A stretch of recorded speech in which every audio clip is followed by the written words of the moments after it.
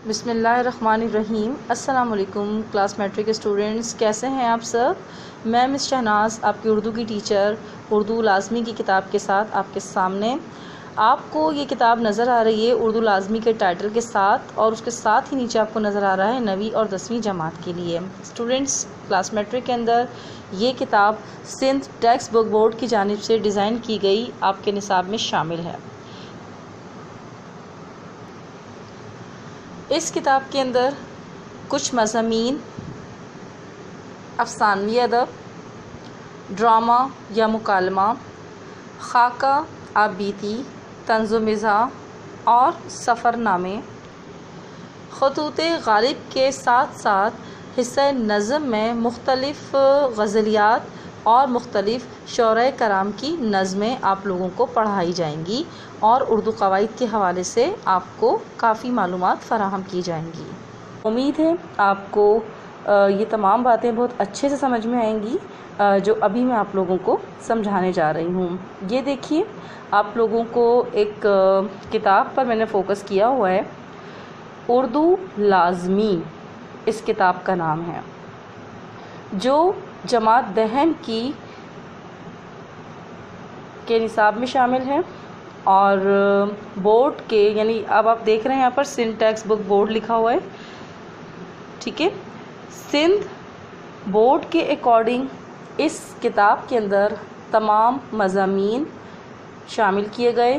تمام مضامین کو ہم نے وقتاً فوقتاً پڑھنا ہے اور انہیں سمجھنا ہے۔ اس کتاب میں شامل جو سب سے پہلا سبق ہے وہ ہے اخلاق نبوی صلی اللہ علیہ وآلہ وسلم۔ اس سبق کو آپ نے اچھے طریقے سے سمجھنا ہے، جیسے جیسے آپ کو سمجھایا جا رہا ہے آپ نے اس کے مطابق کام کرنا ہے اور اپنے اردو کے رجسٹرز کو مینٹین کرنا ہے۔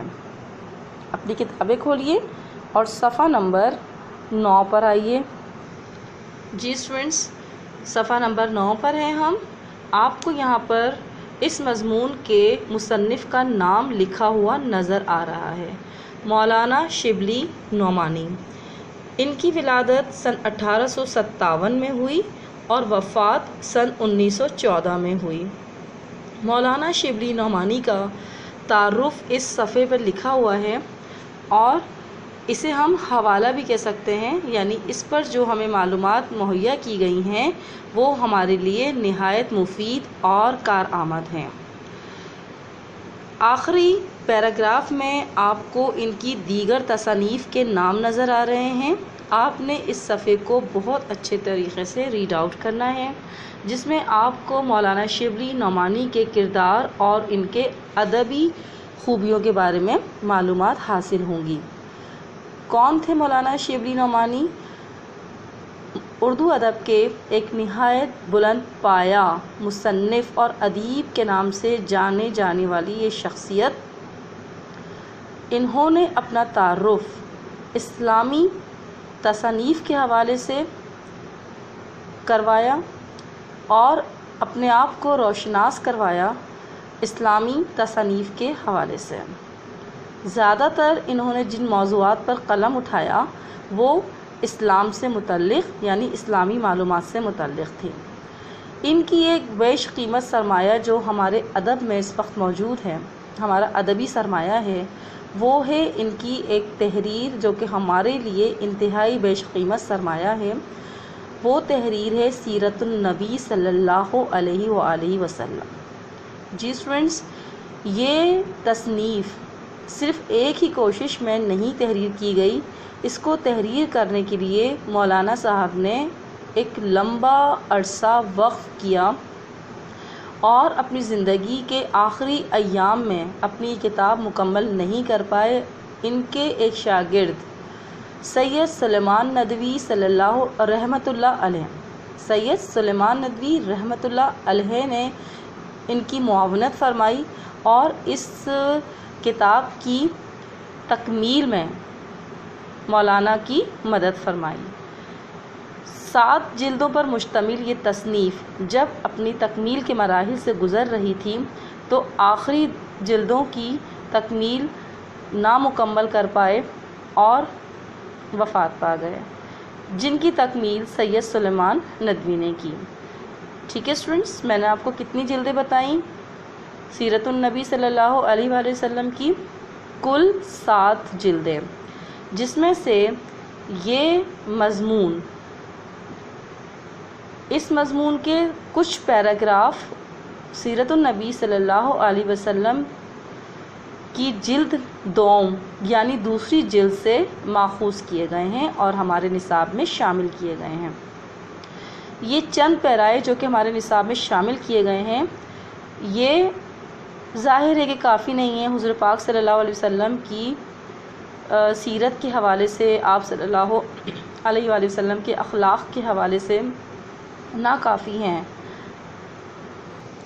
لیکن ہمیں مکمل معلومات دیتے ہیں، اور انہی چند پیراؤں کو پڑھنے کے بعد ہمیں آپ صلی اللہ علیہ وآلہ وسلم کی سیرت مبارکہ کی وہ معلومات حاصل ہو جاتی ہیں کہ اگر ایک مسلمان یا کوئی غیر مسلم ان باتوں پر عمل درآمد کرے تو اس کی زندگی سنور جائے۔ بالخصوص یہ فوائد ایک مسلم کے لیے کہ اگر وہ آپ صلی اللہ علیہ وآلہ وسلم کے بتائے ہوئے راستے پر چلیں تو دین اور دنیا اور ان کی آخرت بہت احسن طریقے سے سنور سکتی ہے۔ یہ دیکھیے اسٹوڈنٹس، صفحہ نمبر 14 پر سبق کے آخری صفحے پر، اس سبق کے آخری صفحے پر ایک لائن میں آپ کو دکھا رہی ہوں جس پر لکھا ہوا ہے ماخوذات۔ ٹھیک ہے، اس ماخوذات میں وہ حوالہ دیا ہوا ہے جو میں آپ کو بتا رہی تھی ابھی کہ یہ سیرت النبی صلی اللہ علیہ وآلہ وسلم کی جلد دوم سے ماخوذ ہے۔ ٹھیک ہے، اسی طریقے سے آپ کو ہر سبق کے آخر میں جہاں سے وہ مضمون لیا جا رہا ہے اس کا ماخوذات آپ کو تحریر کر دیا گیا ہے تاکہ آپ کو سمجھنے میں آسانی ہو کہ اس کی بنیادی تصنیف کا نام کیا تھا اور یہ کہاں سے اخذ کی گئی ہیں۔ ٹھیک ہے اسٹوڈنٹس، تو یہاں سے میں آپ کو اب سبق شروع کرتی ہوں، سبق کا ہم آغاز کرتے ہیں۔ جی اسٹوڈنٹس، آپ صفحہ نمبر 10 پر آئیے۔ اخلاق نبوی صلی اللہ علیہ وآلہ وسلم صفحہ نمبر 10 سے شروع ہوتا ہے۔ اس سبق کی بلند خوانی آپ نے 2 سے 3 مرتبہ کرنی ہے اپنے گھر پر۔ میں سبق کا خلاصہ یعنی اس کو آسان الفاظ میں سمرائز کروں گی۔ آپ نے بغور سننا ہے کہ سبق کے اندر مصنف کیا سبق دینا چاہ رہے ہیں ہمیں اور ہمیں کن واقعات کی نشاندہی کی جا رہی ہے، آپ نے اس کو بغور سننا ہے۔ ٹھیک ہے، اور اس کے ساتھ ساتھ میں آپ کو اس سبق کے اندر موجود کچھ مشکل الفاظ کی نشاندہی کروں گی جن کی مدد سے یہ سبق سمجھنے میں آپ کو کافی مدد ملے گی۔ ٹھیک ہے اسٹوڈنٹس، تو اس سبق کے اندر یا ان پیراگراف کے اندر مصنف مولانا شبلی نعمانی نے اخلاق نبوی صلی اللہ علیہ وسلم کے بارے میں کیا ارشاد فرمایا، یہ دراصل سیرت النبی صلی اللہ علیہ وآلہ وسلم سے ماخوذ ہے، ابھی جیسا کہ میں نے آپ لوگوں کو بتایا۔ ٹھیک ہے اسٹوڈنٹس، سیرت النبی صلی اللہ علیہ وآلہ وسلم ایک ایسی جامع تصنیف ہے جس میں مولانا نے آپ صلی اللہ علیہ وآلہ وسلم کی سیرت و اخلاق کی کردار سازی اور خاکہ نگاری انتہائی جامع انداز میں کی ہے۔ آپ صلی اللہ علیہ وآلہ وسلم کی نیک سیرتی اور بہترین اوصاف کی گواہی قرآن پاک بھی دیتا ہے۔ کیا گواہی دیتا ہے قرآن پاک کہ بے شک اے محمد صلی اللہ علیہ وآلہ وسلم آپ حسن اخلاق کے بہت بڑے مرتبے پر ہیں۔ مصنف بیان کرتے ہیں کہ آپ صلی اللہ علیہ وسلم کی ساری زندگی قرآن پاک کی عملی تفسیر اور امت مسلمہ کے لیے ایک بہترین نمونہ رہی ہے۔ پھر اس تصنیف میں مصنف نے آپ صلی اللہ علیہ وآلہ وسلم کے صحابہ اکرام کے چند واقعات کے ذریعے آپ صلی اللہ علیہ وسلم کے اخلاق اور سیرت پر روشنی ڈالی ہے۔ صحابہ اکرام کون ہوتے ہیں؟ صحابی کی جمع، اور صحابی کون ہیں؟ حضور صلی اللہ علیہ وسلم کے ساتھی، یعنی وہ لوگ جنہوں نے آپ صلی اللہ علیہ وسلم کی صحبت میں اپنا وقت گزارا اور بہت کچھ سیکھ کر اسے آگے بڑھایا، ان تمام تعلیمات کو دوسرے لوگوں تک پہنچانے میں مدد فرمائی ان لوگوں کو، ان افراد کو صحابہ اکرام صلی اللہ علیہ وسلم، صحابہ اکرام رضی اللہ تعالی عنہ کہا جاتا ہے۔ اس سبق میں بھی آپ صلی اللہ علیہ وسلم کی سیرت و اخلاق کے حوالے سے بتایا گیا ہے کہ آپ صلی اللہ علیہ وآلہ وسلم نہایت نرم مزاج، ہنس مکھ اور رحم دل تھے۔ خواہ وہ قرض دار ہوں، غریب و نادار ہوں، مہمانوں کی خاطرداری ہو، مصیبت میں مبتلا لوگوں کے بارے میں بتایا گیا ہو، غلام ہو، انسان ہو یا جانور، غرض سب کی مدد فرماتے۔ گویا یہ وہ اوصاف تھے جو اللہ کے نزدیک بہترین حسن عمل ہوتا ہے، اور انہی پر اللہ کی بے مثال رحمتیں نازل ہوتی ہیں۔ بقول علامہ اقبال، ایک ہی شعر میں علامہ اقبال نے حضور پاک صلی اللہ علیہ وسلم کی ان تمام خوبیوں کو بیان فرما دیا جو کہ ایک مسلمان کے لیے ضروری ہے، جو کہ انسانیت کے لیے اعلیٰ ترین معیار کا درجہ رکھتی ہے۔ کرو مہربانی تم اہل زمیں پر، خدا مہرباں ہوگا عرش بری پر۔ یہ بہت بڑا سبق دیا کہ جس طرح سے حضور پاک صلی اللہ علیہ وسلم کو دنیا میں موجود، اس زمین پر موجود ہر شے سے پیار تھا، ہر شے پر رحم دلی اپنی ظاہر کرتے تھے، ہر چیز پر رحم دکھاتے تھے، تو بالکل اللہ تعالیٰ کو یہی فعل پسند ہے، یہی عمل پسند ہے کہ ہر وہ شخص جو دنیا میں، جو زمین پر اللہ کی مخلوق سے پیار کرے گا، اللہ کی مخلوق پر رحم کرے گا، تو آسمان پر اللہ تعالیٰ بھی ان پر ہی مہربان ہوگا۔ لہٰذا جب آپ صلی اللہ علیہ وآلہ وسلم پر وحی کا سلسلہ شروع ہوا تو حضرت خدیجہ رضی اللہ تعالی عنہ آپ صلی اللہ علیہ وسلم کو تسلی دیتے ہوئے فرماتی ہیں کہ آپ صلی اللہ علیہ وآلہ وسلم کے اوصاف کاملہ کی وجہ سے اللہ کبھی بھی آپ صلی اللہ علیہ وسلم کو غمگین و اداس نہیں کرے گا۔ بقول حضرت علی رضی اللہ تعالی عنہ، آپ صلی اللہ علیہ وسلم نے کبھی بھی کسی کا برا نہیں چاہا، ہمیشہ درگزر اور معاف کرنے کو پسند فرماتے تھے، دوستوں کے درمیان کبھی بے تکلفی کا مظاہرہ نہیں کیا، بحث و مباحثہ اور بے مطلب باتوں سے گریز فرماتے، کسی کے بھی معاملے میں دخل اندازی سے پرہیز فرماتے، ہمیشہ دوسروں کے فائدے میں خوش ہوتے، اپنی تعریف کبھی پسند نہیں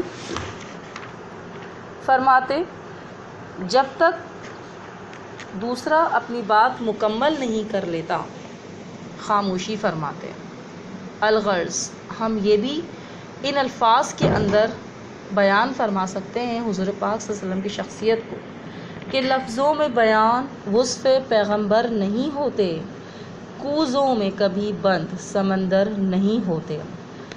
بقول ہند بن ابی حالہ جو کہ صحابی تھے، آپ صلی اللہ علیہ وسلم نے کبھی کسی کی توہین نہیں کی، بلکہ ہر چھوٹی سے چھوٹی باتوں پر ان کا شکریہ ادا فرماتے، کھانے میں عیب جوئی نہ فرماتے، انداز گفتگو انتہائی پروقار ہوتا، دوسروں سے ہاتھ ملانے اور سلام کرنے میں ہمیشہ پہل فرماتے۔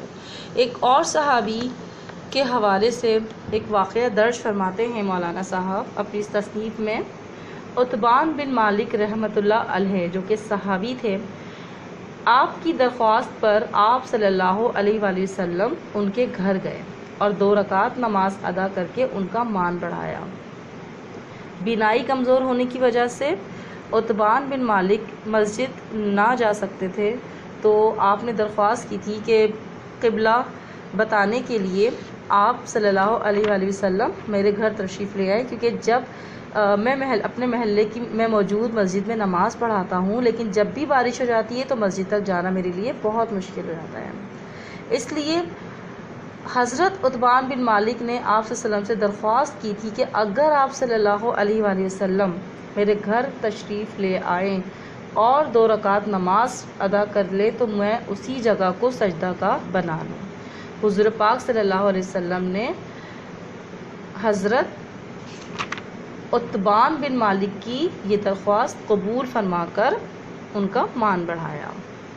اس طریقے سے اور بھی بہت سے واقعات ہیں آپ صلی اللہ علیہ وسلم کی زندگی کے حوالے سے، آپ صلی اللہ علیہ وسلم کے اسوہ حسنہ کے حوالے سے، کہ جن کو اگر ہم بیان کریں تو हमारे पास अल्फाज कम पड़ जाएं।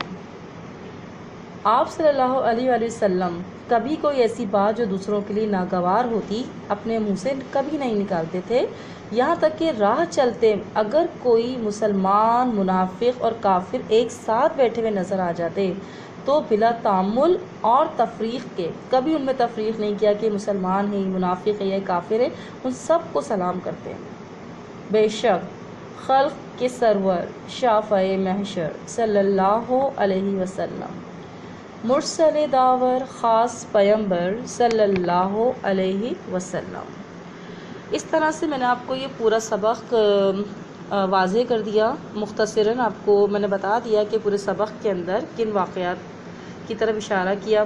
बाकी आप इस सबक को बहुत अच्छे से ख़ुद ही बुलंद ख़्वानी कीजिएगा और इन वाक़यात को टैली कीजिएगा जो मैंने आपको वीडियो में रिकॉर्ड किए, और अपने इस किताब के ज़रिए, इस सबक के ज़रिए, जो कि सफ़ा नंबर 10 से शुरू होकर सफ़ा नंबर 14 तक हमारा ये सबक मुकम्मल होगा। इसमें बेशुमार वाक़यात मौजूद हैं जो हमें अखलाक़ नबवी सल्लल्लाहु अलैहि वसल्लम के हवाले से काफ़ी मालूमात फ़राहम करता है।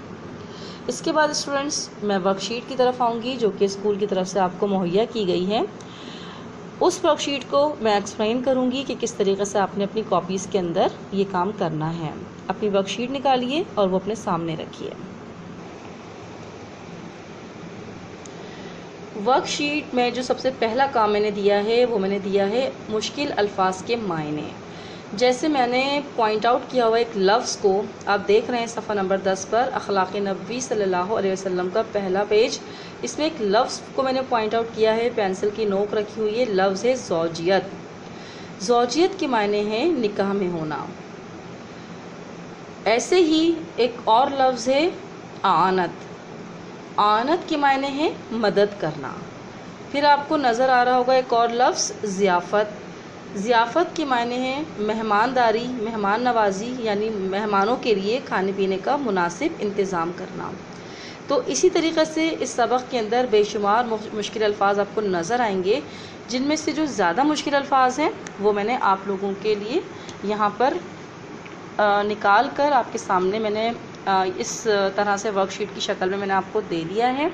आपने किस तरीक़े से काम करना है इसे बग़ौर देखिएगा। यहाँ पर हिदायत आपको तहरीर कर दी गई हैं कि किस तरह से आपको काम करना है। आपने इस हिदायत को बग़ौर पढ़ना है। ठीक है स्टूडेंट्स, जैसे आप लोग यूज़ टू हैं, पहले अपनी प्रीवियस क्लासेस के अंदर आप लोग अपने काम करते रहे हैं। हर सब्जेक्ट वाइज आपने अपने रजिस्टर्स को, अपनी कॉपीज़ को मेंटेन किया है। कोई नई बात नहीं है आपके लिए कि काम कैसे किया जाता है। हर सबक को शुरू करने से पहले हम उसका टाइटल पेज बनाते हैं, फिर अगले सफ़े से हम उससे related words, meanings, question answers, fill in the blanks, जो भी चीज़ होती है वो हम स्टार्ट कर देते हैं। तो बिल्कुल ऐसे ही आपके पास उर्दू का रजिस्टर होगा। उस रजिस्टर के पहले पेज पर आपका नाम बहुत साफ साफ लिखा हुआ होना चाहिए। ठीक है स्टूडेंट्स, क्योंकि कॉपी आपकी जो रजिस्टर है उसका कलर डार्क है। आप लोग अपना नाम लिखकर भेजते हैं तो उसमें वाज़े नहीं होता आपका नाम। आप ब्लैक पॉइंटर से या ब्लैक मार्कर से लिख देते हैं तो वो थोड़ा डार्क कलर का कॉम्बिनेशन समझ नहीं आता। या तो फिर आप वाइटों से लिखिए अगर आपने फ्रंट पर लिखना है, वरना फिर कॉपी के अंदर वाले पहले पेज पर अपना नाम, अपनी क्लास और सब्जेक्ट वाज़े लिखने के बाद अगले पेज पर आपको सबक का टाइटल पेज बनाना है। सबक का नाम है अखलाक़ नबवी सल्लल्लाहु अलैहि वसल्लम। टाइटल पेज बनाने के बाद अगले सफ़े पर आपने मुश्किल अल्फाज के मायने की हेडिंग देनी है और इस तरह से कॉलम्स बनाने हैं जैसे कि आपको मैंने वर्कशीट के अंदर मुहैया की है। ठीक है, इस तरह से आपने कॉलम बनाना है। कॉलम बनाने के बाद अगले सफ़े पर आपने सवाल और जवाब की हेडिंग देनी है और मैं जिस तरह से समझाऊंगी वैसे वैसे आपने सवाल और जवाब करने हैं। सबसे पहले हमारा जो पहला सवाल है वो है मुश्किल अल्फाज के मायने। पहला लफ्ज़ आनत करना यानी मदद करना, किसी के काम आना। अज़न इजाज़त देना। पेश दस्ती, ये देखिए स्टूडेंट्स, स्पेलिंग अगर यहाँ समझ नहीं आ रही तो किताब में देखिएगा। अगर आपने सबक को बहुत अच्छे से पढ़ा तो बहुत अच्छा और क्लियर आपको समझ में आएगा ये लेक्चर। पेश दस्ती, पहल करना। तंगगीर, ज़्यादती करने वाला। خوش صحبت جس کی باتوں میں دل لگے، یعنی ایسا شخص کہ جس کی باتیں آپ کو اپنی طرف مائل کریں اور آپ اس کے ساتھ بیٹھنا پسند فرمائیں۔ بازیابی خدمت میں حاضری، قدم رنجا، تشریف لانا۔ خندہ جبی، ہنسمکھ، خاطر شکنی، دل توڑنا۔ پروردہ، پلا ہوا، راست گو، حق گو، سچا یعنی سچ بولنے والا۔ ہم رکاب، سواری کے ساتھ سواری کرنا۔ زعفران، خوشبودار پتیاں۔ صلہ رحمی، نیک سلوک کرنا۔ آپ کو ان الفاظ کے معنی سمجھ میں آ گئے؟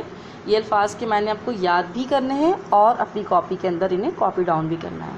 اس کے بعد اگلے صفحے پر سوال نمبر 2 ہے ہمارا سوال و جواب۔ یہ ہیڈنگ ڈالنے کے بعد آپ کو ایک نوٹ نظر آئے گا گیون ورک شیٹ کے اندر، آپ کو یہ نوٹ صرف پڑھنا ہے۔ یہ ہدایتیں آپ کے لیے ہیں، آپ کو یہ کاپی ڈاؤن نہیں کرنا۔ کام کرنے کا طریقہ آپ کو بتایا گیا ہے، آپ نے نوٹ اپنی کاپیز پر برائے مہربانی نہیں لکھنا، صرف آپ ہیڈنگ ڈالیں گے سوال و جواب کی۔ اس کے بعد آپ نے ایک ایک کر کے سوال اپنی کاپیز میں اس ورک شیٹ سے کاپی ڈاؤن کرنا ہے۔ ان کے جوابات کے لیے صفحہ نمبر ریفرنس کے طور پر لکھ دیے گئے ہیں، پورا طریقہ بتا دیا گیا ہے، اس کو بہت اچھے سے پڑھیے گا۔ سوال جواب سبق کے آخر میں مشق میں صفحہ نمبر 15 پر دیے گئے ہیں، ٹھیک ہے؟ میں نے بھی سوال لکھ دیے ہیں، اگر آپ کو اسپیلنگ سمجھ نہیں آ رہی ہے، واضح رائٹنگ نہیں ہے، کچھ سمجھ نہیں آ رہا ہے، تو آپ صفحہ نمبر 15 سے سوالات اتار سکتے ہیں۔ کل 5 سوالات ہیں، ایک ایک کر کے آپ اتاریں گے اور ہر سوال کا جواب لکھنے کے بعد 2 لائنوں کا گیپ دیں گے، پھر اگلا سوال کاپی کریں گے۔ امید ہے آپ کو میری دی گئی ہدایات سمجھ میں آ رہی ہوں گی اور اسی کے عین مطابق کام کرنے کے بعد اپنی کاپی اسکول میں آپ جمع کروائیں گے۔ سوال نمبر 1، حضرت خدیجۃ الکبریٰ رضی اللہ تعالی عنہا آغاز وحی میں آپ صلی اللہ علیہ وسلم کو کن الفاظ میں تسلی دیتی تھی؟ ٹھیک ہے، صفحہ نمبر 15 درسی کتاب میں موجود ہے یہ سوال۔ اس کا جواب آپ کو لکھنے کے لیے اپنی اردو کی درسی کتاب کے صفحہ نمبر 10 پر جانا ہے۔ پہلا پیراگراف ہے، دوسری لائن پر آپ دیکھیں گے آپ کو لکھا ہوا نظر آئے گا زمانہ آغاز وحی، یہاں سے آپ لکھنا شروع کریں گے، پورا پیراگراف کاپی کریں گے۔ میں نے پورا نہیں لکھا لیکن آپ پورا لکھیں گے، اور کہاں تک لکھیں گے؟ لوگوں کے کام آتے ہیں، ٹھیک ہے اسٹوڈنٹس؟ اسی طریقے سے آپ کو ہر سوال کو پڑھ کر اچھے طریقے سے، کلاس میٹرک ہیں آپ لوگ، کلاس میٹرک کے اسٹوڈنٹس ہیں تو کوئی غلطی نہیں ہونی چاہیے۔ امید کرتی ہوں کہ کوئی غلطی کیے بغیر آپ کام کو نہایت نفاست اور صفائی سے کر کے مجھے دی گئی ہدایات کے مطابق بھیجیں گے انشاءاللہ تعالی چیکنگ کے لیے، ٹھیک ہے؟ اسی طرح سے دوسرا سوال اور پھر تیسرا سوال، یہ دیکھ رہے ہیں آپ، ہر سوال کے ساتھ آپ کو صفحہ number, line number, paragraph number اور وہ الفاظ جہاں سے شروع کرنا ہے اور وہ الفاظ جہاں پہ اختتام کرنا ہے، جواب، ہر چیز آپ کو اس ورک شیٹ کے اندر بہت واضح طریقے سے مینشن کر دی گئی ہے۔ آپ نے اس کو بہت غور سے پڑھ کر بہت احتیاط سے اپنے کام کرنا ہے، ٹھیک ہے؟ سوال نمبر 3، پھر سوال نمبر 4 ہے، پھر سوال نمبر 5 ہے، ٹھیک ہے؟ ان تمام سوالات کو کاپی کرنے کے بعد ہمارے پاس ایک اور چیز آتی ہے، آپ کو یہاں پر نظر آ رہا ہوگا، میں نے مرکزی خیال پر فوکس کیا ہے۔ مرکزی خیال کیا ہوتا ہے اسٹوڈنٹس؟ یہ دیکھیے، کسی بھی سبق یا کسی بھی مضمون کو پڑھنے سے ہمیں 2 طرح کے انداز ملتے ہیں سمجھنے کے۔ سب سے پہلا کہ اس مضمون یا اس تحریر کا مقصد کیا ہے، مقصد تحریر کیا ہے۔ تو جو مقصد تحریر ہوتا ہے، یعنی کوئی بھی مصنف یا کوئی بھی ادیب جب کوئی تحریر لکھتا ہے تو اس کے ذہن میں ایک خاکہ ہوتا ہے، ایک مقصد ہوتا ہے کہ وہ کوئی درس دینا چاہتا ہے اپنے پڑھنے والے کو، اپنے قارئین کو، کہ ہم اسے کچھ سیکھیں۔ اس مقصد کو ہم مرکزی خیال کہتے ہیں، یعنی ہر مضمون سے ہمیں کچھ نہ کچھ سیکھنے کے لیے ضرور ملتا ہے، ٹھیک ہے اسٹوڈنٹس، تو یہ مرکزی خیال آپ نے لکھنا ہے الفاظ معنی سوال جواب لکھنے کے بعد جو تیسرا سوال ہوگا ہمارا وہ ہوگا مرکزی خیال، لیکن اس مرکزی خیال کو لکھنے سے پہلے آپ کو حوالے مصنف لکھنا ہے جو صفحہ نمبر 9 پر میں نے اپنی ویڈیو کے شروع میں دکھایا تھا. ٹھیک ہے، میں آپ کو دوبارہ دکھاتی ہوں کہ کہاں سے کہاں تک آپ کو حوالے مصنف کی ہیڈنگ ڈالنے کے بعد لکھنا ہوگا. جی اسٹوڈنٹس دیکھیے، ہم صفحہ نمبر 9 پر دوبارہ آ گئے. یہاں پر مولانا شبلی نعمانی نہیں لکھیں گے آپ لکھیں گے، آپ کو جو ہیڈنگ دینی ہے وہ آپ کو ہیڈنگ دینی ہے حوالے مصنف. حوالے مصنف کی ہیڈنگ دینے کے بعد آپ کو پہلا پیراگراف اور دوسرا paragraph as it is copy down کرنا ہے. یہاں سے محمد شبلی نام اور شمس العلماء خطاب تھا، یہاں سے آپ نے شروع کرنا ہے. یہ پورا پیراگراف آپ نے مولانا شبلی نعمانی کے حوالے سے اور ابتدائی تعلیم کہاں سے حاصل کی، یہ تمام چیزیں آپ نے، اور پھر ان تمام خدمات کے نتیجے میں جو آپ کو جس تمغے سے نوازا گیا تھا اس تمغے کا نام کیا تھا، تمغہ مجیدی عطا کیا. یہاں تک آپ نے حوالے مصنف کے اندر پیراگراف نمبر 1 اور پیراگراف نمبر 2 آپ نے دونوں پیراگراف لکھنے ہیں. پھر آپ نے مصنف کی جو تصانیف ہیں سیرت النبی کے علاوہ، ان کے لیے آپ نے تصانیف کی ہیڈنگ ڈالنی ہے 2 لائنیں چھوڑ کر، اور یہاں پر تصانیف کے نام لکھے ہوئے، پورا لکھنے کی ضرورت نہیں ہے آپ کو.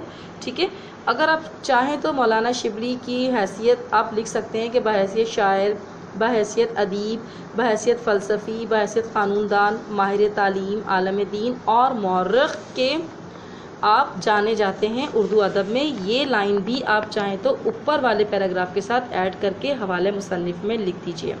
اس کے بعد جب یہاں تصانیف کا جہاں سے ذکر شروع ہو رہا ہے، یہاں پہ تصانیف کی ہیڈنگ ڈال کر تصانیف کے نام المامون، سیرت النعمان، الفاروق، الغزالی، سوانح مولانا روم، مقالات شبلی اور سیرت النبی صلی اللہ علیہ وآلہ وسلم جیسی بلند پایہ کتابیں ہیں، یہاں تک تصانیف میں لکھ دیجیے. یہ لکھنے کے بعد پھر اسٹوڈنٹس آپ نے ہیڈنگ دینی ہے مرکزی خیال کی.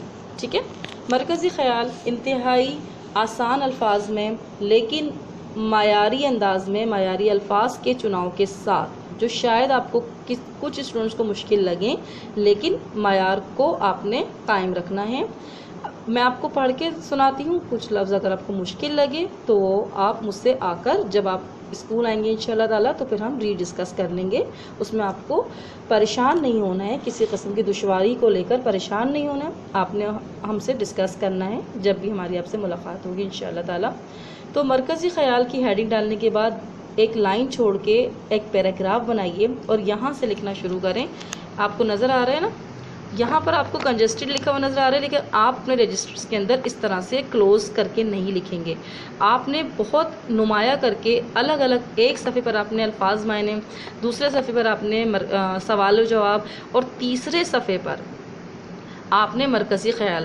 اب اگر 2 صفحات پر آپ کے سوال و جواب آ رہے ہیں تو پھر آپ نے چوتھے یعنی 3 صفحے آپ کے مصروف بزی ہو گئے، یعنی انگیج ہو گئے. کس طرح سے آپ نے کہ پہلے صفحے پر آپ نے لکھے مشکل الفاظ کے معنی، 2 صفحات آپ کے بھرے کس سے، سوال و جواب سے، اور پھر چوتھے صفحے پر آپ نے مرکزی خیال لکھنا ہے. لیکن مرکزی خیال ڈائریکٹ نہیں لکھنا، پہلے آپ نے حوالے مصنف، تصانیف کی ہیڈنگ، اس کے بعد آپ نے مرکزی خیال کی ہیڈنگ ڈالنی ہے. ٹھیک ہے اسٹوڈنٹس، پھر آپ نے لکھنا شروع کرنا ہے یہاں سے نصاب. آپ کو نصاب نظر آ رہا ہے یہاں پر. نصاب میں شامل سبق اخلاق نبوی صلی اللہ علیہ وآلہ وسلم مولانا شبلی نعمانی رحمۃ اللہ علیہ کی ایک ایسی مایہ ناز تکمیل ہے جو تمام عالم اسلام کے لیے سر بفخر ہے. اس تصنیف میں مولانا نے رحمت للعالمین حضرت محمد صلی اللہ علیہ وآلہ وسلم کے ایسے اخلاق حسنہ بیان کیے ہیں جن کی پیروی ہماری دنیا اور آخرت دونوں سنوار سکتی ہے. بلا شبہ آپ صلی اللہ علیہ وآلہ وسلم کی پیروی ہی معراج انسانیت ہے. یہ لائنز لکھنے کے بعد ایک شعر کا حوالہ دیا گیا ہے جو کہ آپ کی تحریر میں جان ڈالتا ہے. تو آپ نے بھی اشعار کی مدد سے اپنی تحریر مکمل کرنی ہے. میں نے یہاں پہ جو شعر لکھا ہے آپ نے ایک لائن چھوڑ کر بلیک پوائنٹر کے ساتھ یا مارکر کے ساتھ آپ نے اس کو نمایاں طور پر لکھنا ہے۔ شعر میں پڑھ رہی ہوں، آپ نے دیکھنا ہے ذرا۔ شعور آدمیت ناز کر اس ذات اقدس پر، ذات اقدس حضور پاک صلی اللہ علیہ وسلم کے لیے کہا گیا۔ شعور آدمیت ناز کر اس ذات اقدس پر، تیری عظمت کا باعث ہے محمد کا بشر ہونا۔ تیری انسانوں کو کہا جا رہا ہے، ٹھیک ہے، مسلمانوں کو مخاطب کیا جا رہا ہے کہ ہم حضور پاک صلی اللہ علیہ وسلم کی امت میں سے ہیں، یہ ہمارے لیے ایک فخر کی بات ہے۔ یہی وجہ ہے کہ حضور صلی اللہ علیہ وسلم کی سیرت ہر دور کے لیے انسانیت کا اعلیٰ ترین معیار رہی ہے۔ ہم کسی بھی پہلو سے دیکھیں، آپ صلی اللہ علیہ وسلم کی زندگی اور ذات مبارک اخلاق کا کامل یعنی مکمل نمونہ ہے۔ پھر آپ نے اس مرکزی خیال کا اختتام پھر ایک شعر سے کرنا ہے۔ رخ مصطفیٰ ہے وہ آئینہ کہ اب ایسا دوسرا آئینہ، نہ ہماری بزم خیال میں، نہ دکان آئینہ ساز میں۔ ٹھیک ہے اسٹوڈنٹس، رخ مصطفیٰ ہے وہ آئینہ کہ اب ایسا دوسرا آئینہ، نہ ہماری بزم خیال میں، نہ دکان آئینہ ساز میں۔ یہ میں نے آپ کو پڑھ کر پورا بہت اچھے طریقے سے سمجھا دیا ہے۔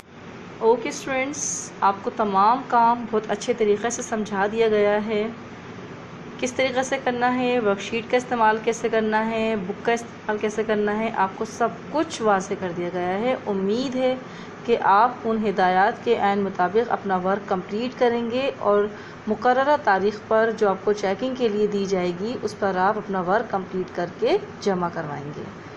ٹھیک ہے اسٹوڈنٹس، اپنا بہت خیال رکھیے گا۔ انشاءاللہ تعالی اگلی ویڈیو میں آپ کو اس سبق کے خلاصے کے ساتھ جو بقیہ سوالات رہ گئے ہیں مشقیہ، جیسے خالی جگہ، الفاظ، جملے اور دوسری چیزیں جو رہ گئی ہیں، وہ ہم انشاءاللہ اگلی ویڈیو میں کنٹینیو کریں گے۔ تب تک کے لیے اللہ حافظ۔